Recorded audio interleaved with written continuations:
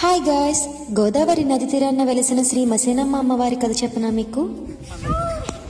ఈ గుడికి వెళ్ళాలంటే మేము పడవ ప్రయాణం చేయాలి. చాలా మందికి తెలియదు, అమలాపురం చుట్టుపక్కల ఉన్న వాళ్ళకి ఈ రూటే కొంచెం దగ్గర. 400 ఏళ్ల క్రితం పశ్చిమ గోదావరి జిల్లా పెదమలంలో మచేనమ్మ అనే అమ్మాయి ఉండేది. ఈ మచేనమ్మ చిన్నప్పటి నుంచి లక్ష్మీదేవి భక్తురాలంట. కొన్ని సంవత్సరాల తర్వాత ఈవిడికి ఒక ఆయనతో పెళ్లయింది. ఆయన ఒక గురువు గారి దగ్గర శిష్యుడిగా పనిచేసేవారంట. ఆ గురువు గారు శిష్యులందరితో కలిసి కాశీ యాత్ర వెళ్లాలని నిర్ణయించుకున్నారు. నేను యాత్ర వెళ్లి రావడానికి సంవత్సరంన్నర పట్టొచ్చు, నువ్వు జాగ్రత్తగా ఉండు అని చెప్పి మచేనమ్మ వారికి చెప్పి వెళ్లారంట ఆమె భర్త. అప్పటికి ఆవిడ 1వ నెల గర్భవతి. కానీ ఈ విషయం ఆవిడ ఆమె భర్తకి చెప్పలేదు. ఆయన కాశీయాత్ర ముగించుకుని వచ్చేసరికి మచేనమ్మ గారి ఒళ్ళో పిల్లని చూసి ఆయన ఆశ్చర్యపోయారట. ఎవరి ఏ పాప అని అడగ్గా మచేనమ్మ మన పాపే అని సమాధానం ఇచ్చిందంట. కానీ ఆయనకి ఆ మాటలు నమ్మబుద్ధి కాక మచేనమ్మని వాళ్ళ పుట్టింటి దగ్గర వదిలేయాలని నిర్ణయించుకుంటారు. దారి మధ్యలో ఈ పాప ఎలా పుట్టింది అని అడగ్గా తమ భర్త తనని అనుమానిస్తున్నాడని అర్థమవుద్ది మచేనమ్మకి. వెంటనే మచేనమ్మ పంచభూతాల సాక్షిగా భూదేవి నన్ను ఐక్యం చేసుకోవాలని కోరుకుంటుంది. ఆమె అలా కోరుకోగా భూమి 2గా చీలి ఆమె బిడ్డతో సహా ఆమె భూమిలోకి వెళ్లిపోతుంది. శిరస్సు లోతున వెళ్లిపోయిన ఆమెను చూసి ఆమె భర్త భయంతో జుట్టు పట్టుకుని లాగాలని ప్రయత్నం చేస్తాడు. ఆ ప్రయత్నంలో ఆమె జుట్టు ఆయన చేతిలోకి వచ్చేస్తుంది. భయంతో అది పాడేసి పారిపోతాడు.